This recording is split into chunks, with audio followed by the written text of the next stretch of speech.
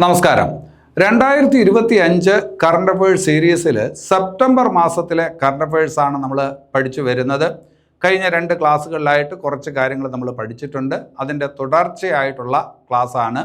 ഈ ക്ലാസ്സോടുകൂടി നമുക്ക് സെപ്റ്റംബർ മാസത്തിലെ കറണ്ട് അഫയേഴ്സ് പൂർത്തിയാക്കാം. അതുപോലെ ഒരു അറിയിപ്പുള്ളത്, ആസ്ഥ അക്കാഡമി കറണ്ട് അഫയേഴ്സ് പഠിക്കുന്നതിന് വേണ്ടിയിട്ട് ഒരു പുസ്തകം ഇപ്പോൾ പ്രസിദ്ധീകരിച്ചിട്ടുണ്ട്. ഒരുപാട് പരീക്ഷകൾ ഉടനെ വരുന്നുണ്ട്. ബീറ്റ് ഫോറസ്റ്റ് ഓഫീസർ പരീക്ഷ വരുന്നുണ്ട്, അതുപോലെ അസിസ്റ്റൻറ്റ് പ്രിസൺ ഓഫീസർ വരുന്നുണ്ട്, കമ്പനി ബോർഡ് അസിസ്റ്റൻറ്റ് ഗ്രേഡ് പരീക്ഷയ്ക്കുള്ള നോട്ടിഫിക്കേഷൻ വന്നിട്ടുണ്ട്.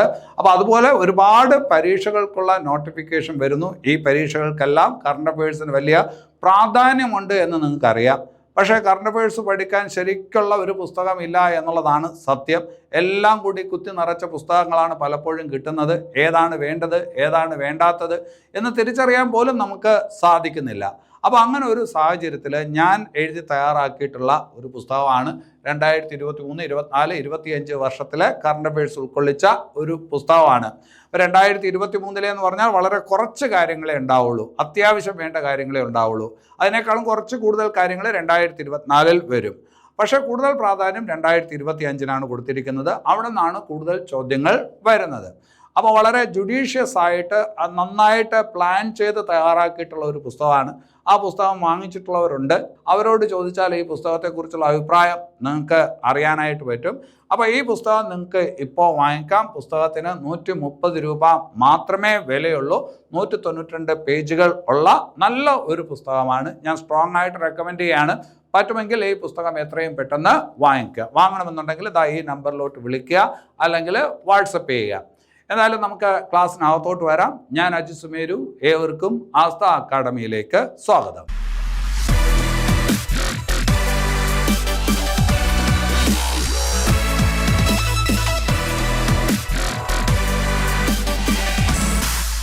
ശരി, അപ്പം നമുക്ക് ഇന്നത്തെ ക്ലാസ്സിലെ ആദ്യത്തെ പോയിന്റിലോട്ട് വരാം. റംസാർ കരാർ നിങ്ങൾക്ക് അറിയാവുന്ന കാര്യമാണ്. ആഗോള തലത്തിൽ തണ്ണീർത്തടങ്ങളുടെ സംരക്ഷണത്തിന് വേണ്ടിയിട്ടുണ്ടാക്കിയിരിക്കുന്ന ഒരു കരാറാണ് റംസാർ കരാർ, അല്ലേ? 1971 ഫെബ്രുവരി 2 ഈ കരാറ് ഒപ്പുവയ്ക്കപ്പെട്ടത് ഇറാനിലെ റംസാർ എന്ന് പറയുന്ന ഒരു സ്ഥലത്ത് വെച്ചിട്ടാണ്. അതുകൊണ്ട് അതിന് റംസാർ കരാർ എന്ന് നമ്മൾ വിളിക്കും. അതിൻ്റെ അടിസ്ഥാനത്തിൽ ലോകത്തെല്ലായിടത്തുമുള്ള പ്രധാനപ്പെട്ട തണ്ണീർത്തടങ്ങളെല്ലാം പട്ടികപ്പെടുത്താറുണ്ട്. അതുപോലെ ഇന്ത്യയിൽ 2 തണ്ണീർത്തടങ്ങൾ ഈ അടുത്ത കാലത്തായിട്ട് റംസാർ കേന്ദ്രങ്ങളായിട്ട് പട്ടികപ്പെടുത്തി.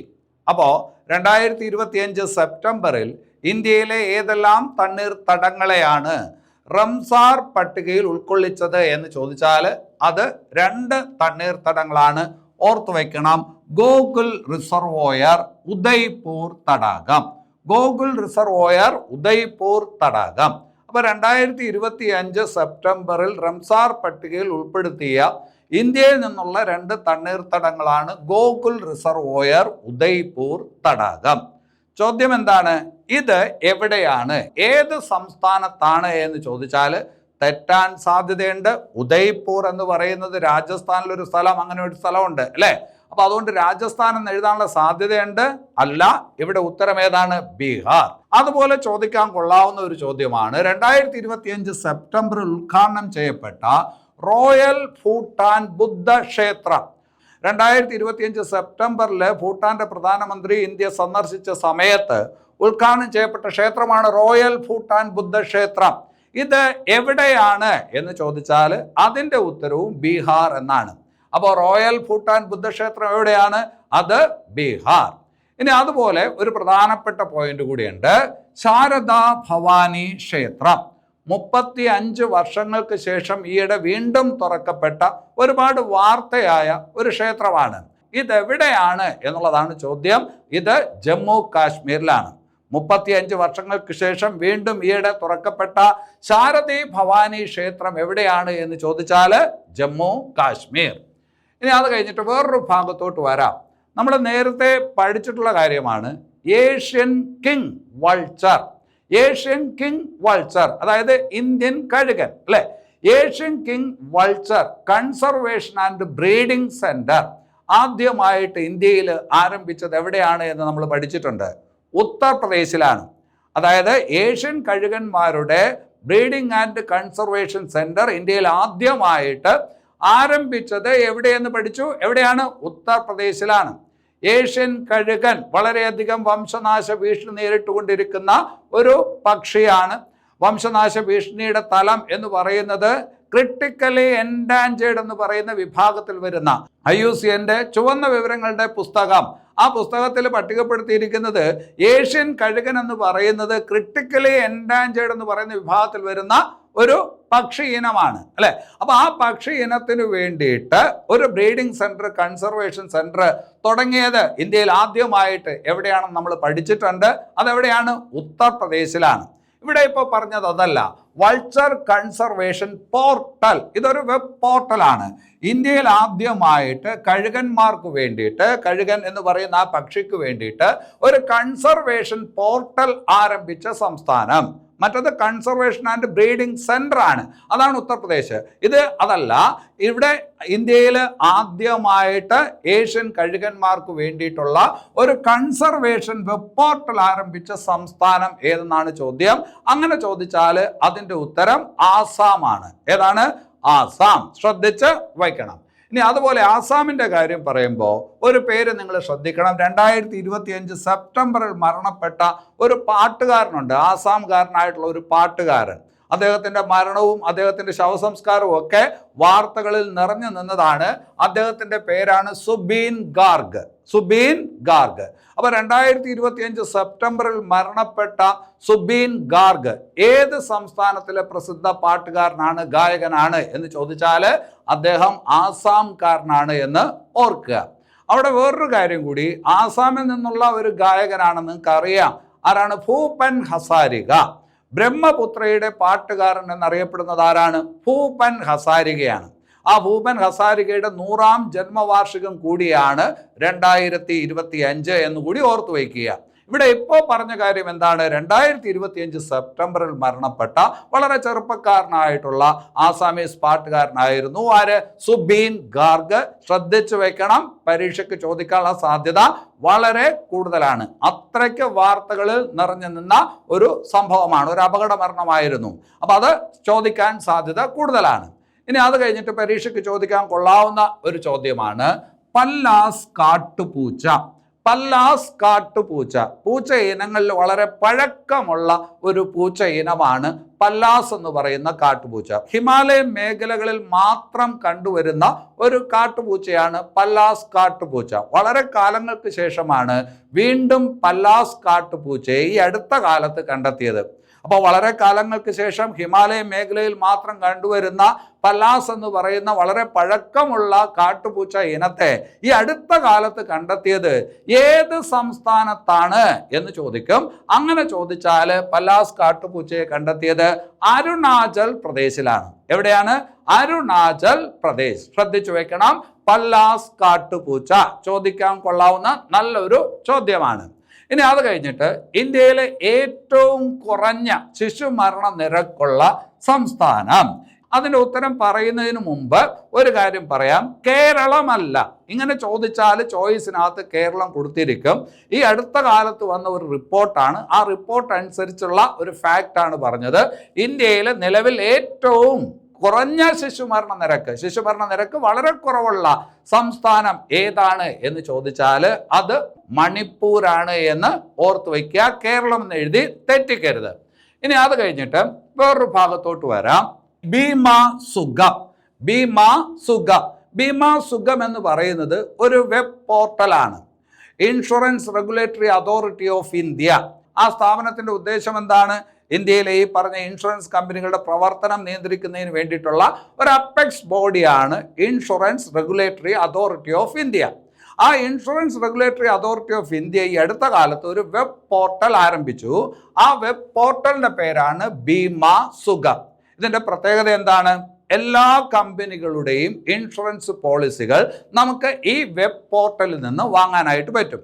അപ്പം നമ്മൾ ഏത് പദ്ധതി പ്രകാരമുള്ള ഇൻഷുറൻസ് ആണ് തിരഞ്ഞെടുക്കുന്നത്, അതിനനുസരിച്ചുള്ള ഒരുപാട് ചോയ്സുകളുണ്ട്. അതിനകത്തുള്ള ഗുണവും ദോഷവും ഒക്കെ തിരിച്ചറിഞ്ഞ് നമുക്ക് ഇൻഷുറൻസ് പോളിസി തിരഞ്ഞെടുക്കാനായി പറ്റും എന്നുള്ളതാണ് ഈ പോർട്ടലിൻ്റെ ഒരു മെച്ചം. അപ്പോൾ insurance regulatory authority of India ഈ അടുത്ത കാലത്തായിട്ട് ആരംഭിച്ച പോർട്ടലാണ് ബീമ സുഗം. രാജ്യത്തുള്ള എല്ലാ ഇൻഷുറൻസ് കമ്പനികളുടെയും പോളിസികൾ ലഭ്യമാക്കുന്ന ഒരു വെബ് പോർട്ടലാണ് ബീമ സുഗം എന്ന് ഓർത്ത് വയ്ക്കുക. അവിടെ വേറൊരു കാര്യം കൂടി മനസ്സിലാക്കി വെക്കുക. നിരാമയ ഇൻഷുറൻസ് ചോദിക്കാൻ സാധ്യതയുള്ളതാണ്. നിങ്ങൾ കേട്ടിട്ടുണ്ടോ? നിരാമയ ഇൻഷുറൻസ് ആർക്ക് വേണ്ടിയിട്ടുള്ള ഇൻഷുറൻസ് ആണ്? നിരാമയ ഇൻഷുറൻസ് എന്ന് പറയുന്നത് എല്ലാവർക്കും വേണ്ടിയിട്ടുള്ള ഇൻഷുറൻസ് അല്ല, പ്രത്യേക വിഭാഗങ്ങൾക്ക് വേണ്ടിയിട്ടുള്ള ഇൻഷുറൻസ് ആണ്. സെറിബ്രൽ പാൾസി ഒരു രോഗമാണ്, സെറിബ്രൽ പാൾസി.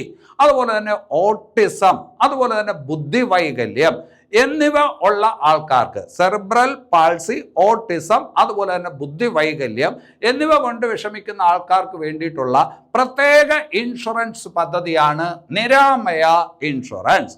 അത് പരീക്ഷയ്ക്ക് ചോദിക്കാൻ കൊള്ളാമോ എന്ന് സ്വയം ആലോചിച്ച് നോക്കുക. സെറിബ്രൽ പാൾസി രോഗം കൊണ്ട് വിഷമിക്കുന്നവർ, അതുപോലെ ഓട്ടിസം രോഗം കൊണ്ട് വിഷമിക്കുന്നവർ, അതുപോലെ ബുദ്ധി വൈകല്യമുള്ളവർ, അവർക്ക് വേണ്ടിയിട്ടുള്ള പ്രത്യേക ഇൻഷുറൻസ് പദ്ധതിയാണ് നിരാമയ ഇൻഷുറൻസ് എന്നുള്ളത് ഓർത്ത് വയ്ക്കണം. കേന്ദ്ര സർക്കാരും സംസ്ഥാന സർക്കാരും ഒക്കെ ഇത് പ്രൊമോട്ട് ചെയ്യുന്നുണ്ട്, നിരാമയ ഇൻഷുറൻസ്. അപ്പോൾ ബീമ സുഗം എന്ന് പറയുന്നത് ഒരു വെബ് പോർട്ടലാണ്. നിരാമയ ഇൻഷുറൻസ് എന്ന് പറയുന്നത് പ്രത്യേക വിഭാഗക്കാർക്ക് വേണ്ടിയിട്ടുള്ള ഒരു ഇൻഷുറൻസ് പദ്ധതിയാണ്. ആ ഇൻഷുറൻസ് പദ്ധതി ആർക്കൊക്കെ വേണ്ടിയിട്ടുള്ളതാണ് എന്ന് ശ്രദ്ധിച്ച് വയ്ക്കുക. ഇനി അത് കഴിഞ്ഞിട്ട് ഈ അടുത്ത കാലത്ത്, അതായത് 2025 നമ്മുടെ പ്രധാനമന്ത്രിയുടെ ജന്മദിനമായിരുന്നു 2025 സെപ്റ്റംബറിൽ. അതിൻ്റെ ഭാഗമായിട്ട് അദ്ദേഹത്തിന് ഒരു ഗിഫ്റ്റ് കിട്ടി, ഒരു കടമ്പ് മരം ഗിഫ്റ്റായിട്ട് കിട്ടി. കടമ്പ് മരം എന്ന് പറയുമ്പോൾ നമ്മുടെ പുരാണങ്ങളിൽ ശ്രീകൃഷ്ണന് ഏറ്റവും ഇഷ്ടപ്പെട്ട ഒരു വൃക്ഷമാണ് ഏത്? കടമ്പ്. ശ്രീകൃഷ്ണൻ എന്ന് പറയുന്ന ഭഗവാന് ഏറ്റവും ഇഷ്ടപ്പെട്ട ഒരു വൃക്ഷമായിരുന്നു ഈ പറഞ്ഞ ഏത്? കടമ്പ്. അപ്പോൾ 2025 നരേന്ദ്രമോദിയുടെ ജന്മദിനത്തിന് സമ്മാനമായിട്ട് ബ്രിട്ടീഷ് രാജാവ് സമ്മാനമായി നൽകിയത് ഏത് വൃക്ഷമാണ്, ഏത് വൃക്ഷത്തിൻ്റെ തൈയാണ് എന്ന് ചോദിച്ചാൽ കടമ്പ മരത്തിൻ്റെ തൈയാണ് ഈ പറഞ്ഞ ബ്രിട്ടീഷ് രാജാവ് എന്തായിട്ട് നൽകിയത്? സമ്മാനമായിട്ട് നൽകിയത് കടമ്പ് മരം. അപ്പൊ അതൊന്ന് ശ്രദ്ധിച്ച് വയ്ക്കുക. ഇനി അത് കഴിഞ്ഞിട്ട് സ്മൃതി മന്ദാന ആരാണ് എന്ന് നിങ്ങൾക്ക് അറിയാം അല്ലെ? ഇന്ത്യൻ വനിതാ ക്രിക്കറ്റ് ടീമിന്റെ വൈസ് ക്യാപ്റ്റനാണ് നിലവിൽ സ്മൃതി മന്ദാന. ഒരു കലണ്ടർ വർഷത്തിൽ ഏറ്റവും കൂടുതൽ റൺസ് സ്കോർ ചെയ്ത ഇന്ത്യൻ വനിതാ താരമാണ് ആര്? സ്മൃതി മന്ദാന. വനിതാ ക്രിക്കറ്റിലെ ഏറ്റവും വേഗതയേറിയ ഏകദിന സെഞ്ചുറി നേടിയ ഇന്ത്യൻ താരവുമാണ് ആര്? സ്മൃതി മന്ദാന.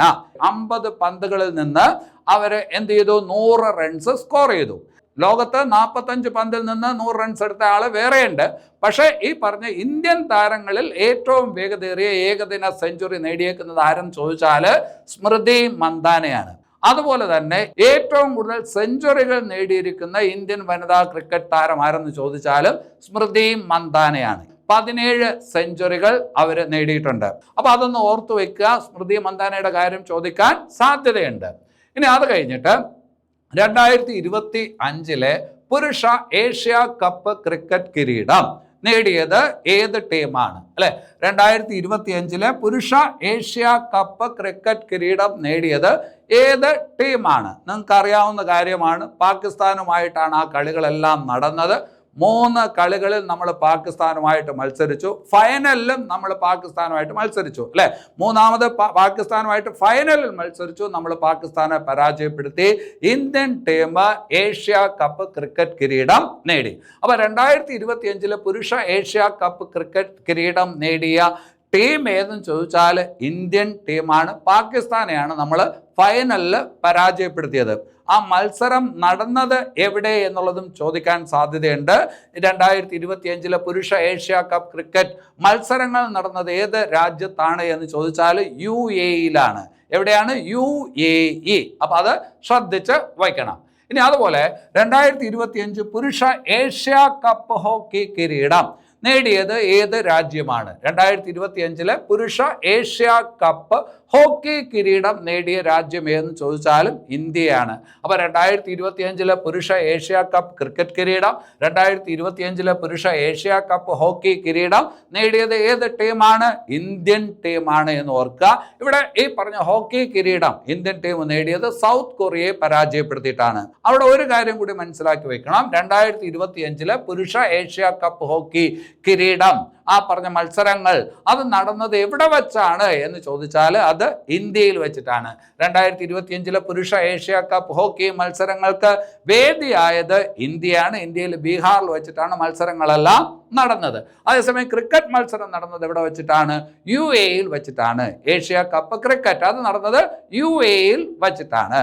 ഇനി അവിടെ ശ്രദ്ധിക്കേണ്ടത് 2025 വനിതാ ഏഷ്യ കപ്പ് ഹോക്കി കിരീടം, 2025 വനിതാ ഏഷ്യ കപ്പ് ഹോക്കി കിരീടം നേടിയ ടീം ഏതെന്ന് ചോദിച്ചാൽ അത് ചൈനയാണ്. ഫൈനലിൽ ഇന്ത്യയെ പരാജയപ്പെടുത്തിയിട്ടാണ് ചൈന എന്ത് ചെയ്തത്? കിരീടം നേടിയത്. അത് വനിതാ ഹോക്കി കിരീടം. ഏഷ്യ കപ്പ് വനിതാ ഹോക്കി കിരീടം നേടിയത് ചൈനയാണ്. ആരെയാണ് പരാജയപ്പെടുത്തിയത്? ഇന്ത്യൻ വനിതകളെയാണ് പരാജയപ്പെടുത്തിയത്. അതിന്റെ വേദി എവിടെയായിരുന്നു എന്ന് ചോദിച്ചാൽ ചൈനയിലായിരുന്നു. അപ്പൊ 2025 വനിതാ ഏഷ്യ കപ്പ് ഹോക്കി മത്സരങ്ങൾ നടന്നത് ഏത് രാജ്യത്താണ്? അത് ചൈനയിലാണ്. പുരുഷ ഏഷ്യ കപ്പ് ഹോക്കി മത്സരങ്ങൾ നടന്നത് ഏത് രാജ്യത്താണ്? അത് ഇന്ത്യയിലാണ്. അതേസമയം ഈ പറഞ്ഞ പുരുഷ ഏഷ്യ കപ്പ് ക്രിക്കറ്റ് മത്സരങ്ങൾ നടന്നത് എവിടെയാണ്? അത് UAE അല്ലെ? അപ്പൊ അവിടെ ഈ ഏഷ്യ കപ്പ് ക്രിക്കറ്റ് കിരീടം ഇന്ത്യ നേടി. ഏഷ്യ കപ്പ് ഹോക്കി കിരീടം പുരുഷന്മാരുടെ വിഭാഗത്തിൽ ഇന്ത്യ നേടി. അതേസമയം വനിതാ ഏഷ്യ കപ്പ് ഹോക്കി കിരീടം നേടിയിരിക്കുന്നത് ചൈനയാണ്. ഇന്ത്യ റണ്ണറപ്പായി അല്ലെ? ഫൈനലിൽ ഇന്ത്യ പരാജയപ്പെട്ടു. ഇനി അത് കഴിഞ്ഞിട്ട് നല്ലൊരു ചോദ്യമാണ്. 2025 സെപ്റ്റംബറിൽ ഷാങ്ഹായ് ഉച്ചകോടി നടന്നത് എവിടെയാണ്? ഇപ്പോഴത്തെ ലോകത്തിൻ്റെ ഒരു പൊതു രാഷ്ട്രീയമൊക്കെ വെച്ച് നോക്കുകയാണെങ്കിൽ വളരെ പ്രധാനപ്പെട്ട ഒരു ഉച്ചകോടിയായിരുന്നു 2025 നടന്ന ഷാങ്ഹായ് ഉച്ചകോടി. ഷാങ്ഹായ് കോഓപ്പറേഷൻ ഓർഗനൈസേഷൻ എന്ന് പറയുന്ന ഒരു സംഘടനയുണ്ട്. 10 രാജ്യങ്ങൾ അംഗങ്ങളായിട്ടുള്ള ഒരു സംഘടന. ആ 10 രാജ്യങ്ങളിൽ ഇന്ത്യയുണ്ട്, പാകിസ്ഥാനുണ്ട്, ചൈനയുണ്ട്, ഇറാനുണ്ട്, റഷ്യയുണ്ട്, ബെലാറസ് ഉണ്ട്, കസാക്കിസ്ഥാനുണ്ട്, കിർഗിസ്ഥാനുണ്ട്, താജിക്കിസ്ഥാനുണ്ട്, ഉസ്ബെക്കിസ്ഥാനുണ്ട് എന്നിങ്ങനെ 10 രാജ്യങ്ങൾ അംഗങ്ങളായിട്ടുള്ള ഷാങ്ഹായ് കോഓപ്പറേഷൻ ഓർഗനൈസേഷൻ അതിൻ്റെ ഉച്ചകോടി നടന്നത് 2025 നടന്നത് എവിടെ വച്ച് എന്നുള്ളത് നല്ല ചോദ്യമായിരിക്കും. ഒരുപാട് രാഷ്ട്രീയ പ്രാധാന്യം, അതായത് നമ്മുടെ ജിയോ പൊളിറ്റിക്സ് അനുസരിച്ച് ഒരുപാട് പ്രാധാന്യമുള്ള ഒരു ഉച്ചകോടിയായിരുന്നു. ട്രംപ് ഈ പറഞ്ഞ ഒരു ഭാഗത്ത് നിൽക്കുകയും റഷ്യയും അതുപോലെ ഇന്ത്യയും ചൈനയും ഒക്കെ ഒന്നിച്ചു കൂടുകയും ചെയ്യുന്ന ഒരു ഈ പറഞ്ഞ ധ്രുവീകരണമൊക്കെ ഉണ്ടായ ഒരു സംഭവമാണ്. അപ്പോൾ അതുകൊണ്ട് ആ പറഞ്ഞ ഉച്ചകോടിക്ക് വലിയ പ്രാധാന്യമുണ്ട്. അപ്പോൾ 2025 ഷാങ്ഹായ് ഉച്ചകോടി നടന്നത് എവിടെയാണെന്ന് ചോദിച്ചാൽ ടിയാൻജിൻ. എവിടെയാണ്? Tianjin, China. Tianjin, China. Indian പ്രധാനമന്ത്രിക്ക് ചൈന നല്ല രീതിയിലുള്ള സ്വീകരണമാണ് ഈ ഉച്ചകോടി സമയത്ത് നൽകിയത്. അതൊക്കെ കൊണ്ട് തന്നെ ഒരുപാട് ശ്രദ്ധിക്കപ്പെട്ട ഉച്ചകോടിയാണ് ഷാങ്ഹായ് ഉച്ചകോടി 2025. നടന്നത് എവിടെ വെച്ചാണ്? ടിയാൻജിൻ. ടിയാൻജിൻ എവിടെയാണ്? ചൈന അല്ലെ? ഇനി അത് കഴിഞ്ഞിട്ട് വേറൊരു ഭാഗത്തോട്ട് വരാം. എൻട്രോമിക്സ് ഈ അടുത്ത കാലത്ത് വിജയകരമായിട്ട് പരീക്ഷിക്കപ്പെട്ട ഒരു വാക്സിനാണ്. വാർത്തകളിൽ നിറഞ്ഞു നിന്നതാണ്. ഒരുപാട് സാധാരണപ്പെട്ട ആൾക്കാർക്ക് പോലും ഈ വാർത്ത കേട്ടപ്പോൾ സന്തോഷം തോന്നി എന്നുള്ളതാണ് സത്യം. എന്താണ് എൻട്രോമിക്സ് എന്ന് ചോദിച്ചാൽ അതൊരു വാക്സിനാണ്. ഏത് രോഗത്തിനെതിരെയുള്ള വാക്സിനാണെന്ന് അറിയാമോ? അർബുദ രോഗത്തിനെതിരെയുള്ള വാക്സിനാണ് എൻട്രോമിക്സ്. അപ്പോൾ 2025 വിജയകരമായി പരീക്ഷിക്കപ്പെട്ട അർബുദ വാക്സിൻ ഏതാണ്? എൻട്രോമിക്സ്. എൻട്രോമിക്സ് എന്ന് പറയുന്ന ഈ വാക്സിൻ പരീക്ഷിച്ചത് ഏത് രാജ്യമാണെന്നറിയാമോ? അത് റഷ്യയാണ്. അപ്പോൾ 2025 റഷ്യ വിജയകരമായിട്ട് പരീക്ഷിച്ച അർബുദ വാക്സിൻ അതിന് നൽകിയിരിക്കുന്ന പേരാണ് എൻട്രോമിക്സ്. ഓർത്തു വച്ചോ, ഒരു മാർക്കാണ്. എൻട്രോമിക്സ് അർബുദ വാക്സിൻ വികസിപ്പിച്ചെടുത്ത രാജ്യം ഏതാണ്? റഷ്യയാണ് എന്നുള്ള കാര്യം ശ്രദ്ധിച്ച് വയ്ക്കുക. ഇനി അത് കഴിഞ്ഞിട്ട് ഒരു ചോദ്യം. ത്രിഭുവൻ എയർപോർട്ട് ഏത് രാജ്യത്താണ്? ത്രിഭുവൻ എയർപോർട്ട് എവിടെയാണ്? നേപ്പാളിലാണ്. കാഠ്മണ്ഡു, നേപ്പാളിലാണ് ഏത്? ത്രിഭുവൻ എയർപോർട്ട്. എന്തുകൊണ്ടാണ് ത്രിഭുവൻ എയർപോർട്ടിലോട്ട് വന്നത്? ആ ഒരു ചോദ്യത്തിനുള്ള കാരണം എന്താണ്? നിങ്ങൾക്കറിയാം 2025 സെപ്റ്റംബറിൽ ജൻസി കലാപം നടന്ന ഒരു സ്ഥലമാണ്, ഒരു രാജ്യമാണ് ഏത്? നേപ്പാൾ. വാർത്തകളിൽ നിറഞ്ഞു നിന്ന ഒരു കലാപമാണ് നേപ്പാളിലെ ജൻസി കലാപം, അല്ലെ? അവിടെ ഈ പറഞ്ഞ ഇൻസ്റ്റാഗ്രാം പോലുള്ള സാമൂഹ്യ മാധ്യമങ്ങൾക്ക് വിലക്ക് ഏർപ്പെടുത്തി അവിടുത്തെ ഭരണകൂടം. അതിനെ തുടർന്നുണ്ടായ കലാപമാണ്. പിന്നീട് അത് അഴിമതി വിരുദ്ധ കലാപമായിട്ടൊക്കെ മാറുകയായിരുന്നു.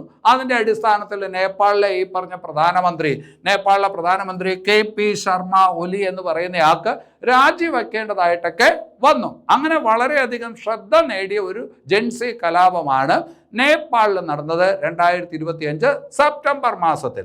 അപ്പോൾ 2025 സെപ്റ്റംബർ മാസത്തിൽ നേപ്പാളിലുണ്ടായ ജൻസി കലാപത്തെ തുടർന്ന് രാജിവെച്ച നേപ്പാൾ പ്രധാനമന്ത്രി ആരെന്ന് ചോദിച്ചാൽ KP ശർമ്മ ഒലിയാണ്. ആരാണ്? KP ശർമ്മ ഒലിയാണ്. അതേസമയം വേറൊരു കാര്യം കൂടി ശ്രദ്ധിച്ചു വെക്കണം. നേപ്പാളിന്റെ പ്രസിഡന്റ് ആരെന്ന് ചോദിച്ചാൽ രാംചന്ദ്ര പൗഡൽ. ഇപ്പോഴും നേപ്പാളിന്റെ പ്രസിഡന്റ് എന്ന് പറയുന്നത് രാംചന്ദ്ര പൗഡലാണ്. രാംചന്ദ്ര പൗഡലിനെതിരെ എന്തായാലും കലാപമില്ല. കലാപം മൊത്തം നടന്നത് ഈ പറഞ്ഞ പ്രധാനമന്ത്രിക്കെതിരെയും മന്ത്രിമാർക്കെതിരെയുമായിട്ടാണ്. അപ്പോൾ അതുകൊണ്ട് 2025 സെപ്റ്റംബറിൽ നേപ്പാളിൽ ജൻസി കലാപം നടന്നു. ആ ജൻസി കലാപത്തിന്റെ ഫലമായിട്ട് രാജിവെക്കേണ്ടി വന്ന നേപ്പാൾ പ്രധാനമന്ത്രി ആരെന്ന് ചോദിച്ചാൽ KP ശർമ്മ ഒലിയാണ് എന്നുള്ള കാര്യം ഓർത്തു വയ്ക്കുക. ഇനി അവിടെ പരീക്ഷയ്ക്ക് ചോദിക്കാൻ സാധ്യതയുള്ള ഒരു ചോദ്യമാണ്, ഇയാൾ രാജിവെച്ചതിനെ തുടർന്ന് പിന്നീട് ഇപ്പോൾ ഈ പറഞ്ഞ ഒരു താൽക്കാലിക ഗവൺമെന്റ് ആണ് നേപ്പാളിലെ കാര്യങ്ങൾ നോക്കുന്നത്. ആ താൽക്കാലിക കാര്യങ്ങൾ നോക്കുന്ന ഗവൺമെന്റിന്റെ പ്രധാനമന്ത്രി ആരെന്ന് ചോദിച്ചാൽ ഒരു വനിതയാണ്, സുശീല കാർക്കി. അപ്പോൾ ജൻസി കലാപത്തെ തുടർന്ന് പഴയ പ്രധാനമന്ത്രി KP ശർമ്മ ഒലി രാജിവെച്ചു. അതിനെ തുടർന്ന് ഒരു താൽക്കാലിക ഗവൺമെന്റ് രൂപീകരിക്കപ്പെട്ടു. അതിൻ്റെ പ്രധാനമന്ത്രിയായിട്ട് നിയമിക്കപ്പെട്ടത് സുശീല കാർക്കിയാണ്. ആദ്യമായിട്ടാണ് നേപ്പാളിൽ ഒരു വനിത പ്രധാനമന്ത്രിയാകുന്നത്. താൽക്കാലിക ഗവൺമെന്റ് പ്രധാനമന്ത്രിയാണ് സുശീല കാർക്കി. ഇതുപോലെ വേറൊരു കാര്യം നിങ്ങൾ പഠിച്ചിട്ടുണ്ട്. ഷെയ്ഖ് ഹസീന ബംഗ്ലാദേശിൽ പട്ടാള അട്ടിമറി അല്ലെങ്കിൽ ഈ പറഞ്ഞ കലാപം നടന്നു. അതിൻ്റെ ഫലമായിട്ട് ഷെയ്ഖ് ഹസീന എന്ത് ചെയ്തു? ഈ പറഞ്ഞ പുറത്താക്കപ്പെട്ടു. അവിടെയും ഇപ്പോൾ ഉള്ളത് ഒരു താൽക്കാലിക ഗവൺമെൻറ്റാണ്. ആ താൽക്കാലിക ഗവൺമെൻറ്റിനെ നയിക്കുന്നത് ആരാണ് എന്ന് നിങ്ങൾക്കറിയാം. അത് പഴയ നോബൽ സമ്മാന ജേതാവായിട്ടുള്ള മുഹമ്മദ് യൂനൂസ് ആണ്. ആരാണ്? മുഹമ്മദ് യൂനൂസ്. അതൊക്കെ പരീക്ഷയ്ക്ക് ചോദിച്ചുകൊണ്ടിരിക്കുന്നതാണ്, ശ്രദ്ധിച്ച് വയ്ക്കുക. ശരി, ഇനി അത് കഴിഞ്ഞിട്ട് വേറൊരു പ്രധാനപ്പെട്ട പോയിന്റിലോട്ട് വരാം. വരുന്ന പരീക്ഷകൾക്ക് ഉറപ്പായും ചോദിക്കുന്ന ഒരു പോയിന്റാണ്, ലോകത്തിലെ ആദ്യത്തെ AI മന്ത്രിയെ നിയമിച്ച രാജ്യം. ലോകത്തിലെ ആദ്യത്തെ AI മന്ത്രിയെ നിയമിച്ച രാജ്യം ഏതെന്ന് ചോദിച്ചാൽ അൽബേനിയയാണ്. അഴിമതിയുമായി ബന്ധപ്പെട്ട കാര്യങ്ങളൊക്കെ നോക്കുന്നതിന് വേണ്ടിയിട്ട് ഒരു വകുപ്പ്, അതിൻ്റെ ഈ പറഞ്ഞ മന്ത്രിയായിട്ട് DLA എന്ന് പറയുന്ന ഒരു AI മന്ത്രിയെ നിയമിച്ചു. DLA എന്ന് പറയുന്ന ഒരു AI മന്ത്രിയെ നിയമിച്ചു. DLA, DIELLA. അപ്പൊ ലോകത്ത് ആദ്യമായിട്ട് DLA എന്ന പേരിൽ ഒരു AI മന്ത്രിയെ നിയമിച്ച രാജ്യമേത് എന്ന് ചോദിച്ചാൽ അത് അൽബേനിയയാണ്. വളരെ പ്രധാനപ്പെട്ട പോയിന്റാണ്. ഇനി വരുന്ന പരീക്ഷകൾക്കെല്ലാം ഈ ചോദ്യം ഉണ്ടാവും. ഇനി അത് കഴിഞ്ഞിട്ട് വളരെ ഇമ്പോർട്ടൻ്റ് ആയിട്ടുള്ള മറ്റൊരു ഫാക്ടിലോട്ട് വരാം. വനനശീകരണം, ഊഷ്മാവ് വർധന എന്നിവയുടെ കേന്ദ്രം. വനനശീകരണം, ഊഷ്മാവ് വർധന എന്നിവയുടെ കേന്ദ്രം, അതായത് ആർക്ക് ഓഫ് ഡീഫോറസ്റ്റേഷൻ എന്നറിയപ്പെടുന്ന ഉഷ്ണമേഖലാ വനപ്രദേശം ഏതാണ്? എങ്ങനെയാണ് പറഞ്ഞത്? വനനശീകരണം, ഊഷ്മാവ് വർധന എന്നിവയുടെ കേന്ദ്രം എന്നറിയപ്പെടുന്ന ഉഷ്ണമേഖലാ വനപ്രദേശം, അല്ലെ? ആർക്ക് ഓഫ് ഡീഫോറസ്റ്റേഷൻ എന്നറിയപ്പെടുന്ന എന്താണ് വനപ്രദേശം ഏതെന്ന് ചോദിച്ചാൽ ആമസോൺ. ഏതാണ്? ആമസോൺ, അല്ലെ? ആമസോൺ കാടുകളൊക്കെ നമുക്ക് അറിയാവുന്ന കാര്യമാണ്. ലോകത്തിലെ ഏറ്റവും വലിയ ഉഷ്ണമേഖലാ വനമാണ് ഏത്? ആമസോൺ വനം, അല്ലെ? ആമസോൺ വനം ലോകത്തിലെ ഏറ്റവും വലിയ മഴക്കാട് എന്ന് പറയും, ആമസോൺ വനം. അപ്പോൾ വനനശീകരണം, ഊഷ്മാവ് വർധന എന്നിവയുടെ കേന്ദ്രം, ആർക്ക് ഓഫ് ഡീഫോറസ്റ്റേഷൻ എന്നറിയപ്പെടുന്ന ഉഷ്ണമേഖലാ വനപ്രദേശം ഏതെന്ന് ചോദിച്ചാൽ അത് ആമസോൺ ആണ്. ഈ അടുത്ത കാലത്ത് വന്ന വാർത്തകളിൽ ഉള്ളതാണ്. അപ്പൊ അതൊന്ന് ശ്രദ്ധിച്ച് വച്ചേക്കുക. ഇനി അത് കഴിഞ്ഞിട്ട് 69ാമത് ബാലൻ ദിയോർ പുരസ്കാരം 2024-25 69ാമത് ബാലൻ ദിയോർ പുരസ്കാരം. ബാലൻ ദിയോർ പുരസ്കാരം നൽകുന്നത് ആർക്ക് എന്ന് നിങ്ങൾക്കറിയാം. ഫുട്ബോൾ താരങ്ങൾക്കാണ് എന്ത് ചെയ്യുന്നത്? ബാലൻ ദിയോർ പുരസ്കാരം നൽകുന്നത് അല്ലെ. ഏറ്റവും മികച്ച ഫുട്ബോൾ താരങ്ങൾക്ക് കൊടുക്കുന്ന പുരസ്കാരമാണ്. വളരെ പ്രസ്റ്റീജിയസ് ആയിട്ടുള്ള പുരസ്കാരമാണ് ബാലൻ ദിയോർ പുരസ്കാരം.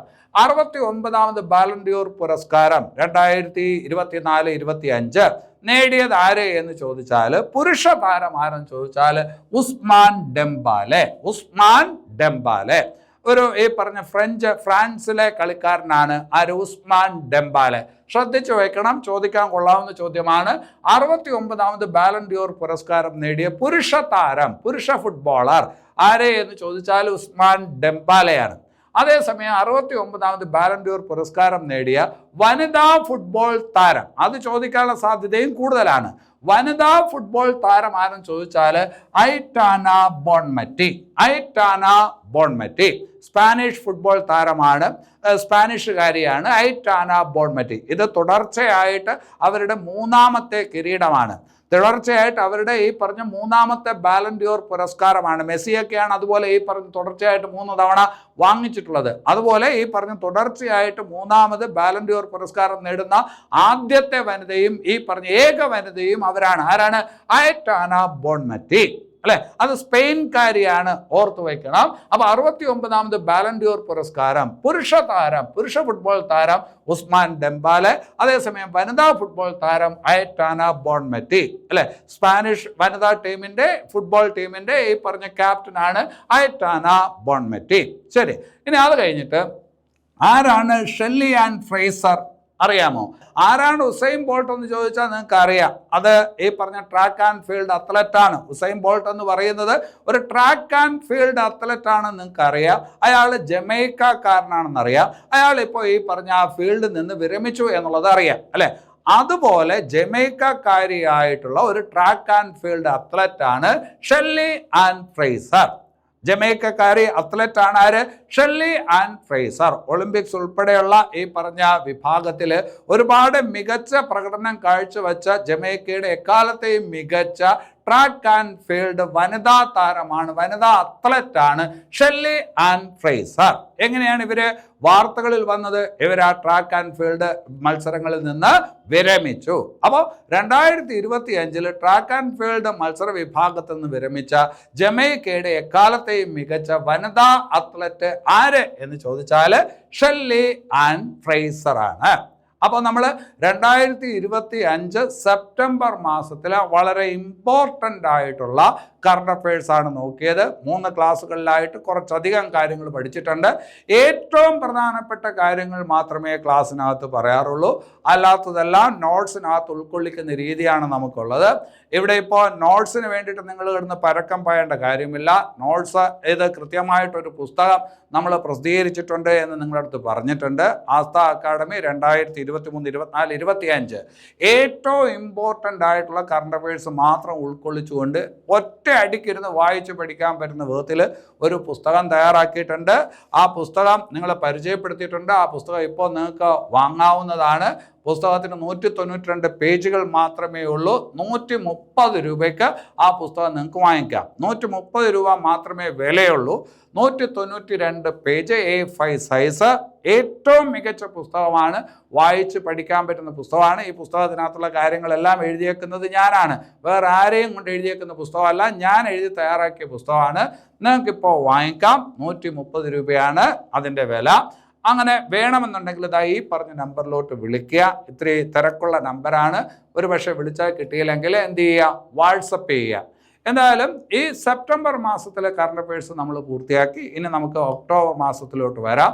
അതുപോലെ ഈ ക്ലാസ് നിങ്ങൾക്ക് ഇഷ്ടപ്പെടുന്നുവെങ്കിൽ, ഇത് നിങ്ങൾക്ക് പ്രയോജനപ്പെടുന്നുണ്ടെങ്കിൽ തീർച്ചയായിട്ടും ഈ വീഡിയോ ലൈക്ക് ചെയ്യണം, കമൻറ്റ് ചെയ്യണം, ഷെയർ ചെയ്യണം, പ്രോത്സാഹിപ്പിക്കണം. നിങ്ങളുടെ കൂട്ടുകാരിലോട്ട് കൂടി ഈ വീഡിയോയും ഈ ചാനലിനെയും ഒക്കെ എത്തിക്കണം. അത് ചെയ്യും എന്ന് വിചാരിച്ചുകൊണ്ട് നിർത്തുന്നു. എല്ലാവർക്കും നല്ലത് വരട്ടെ. നന്ദി.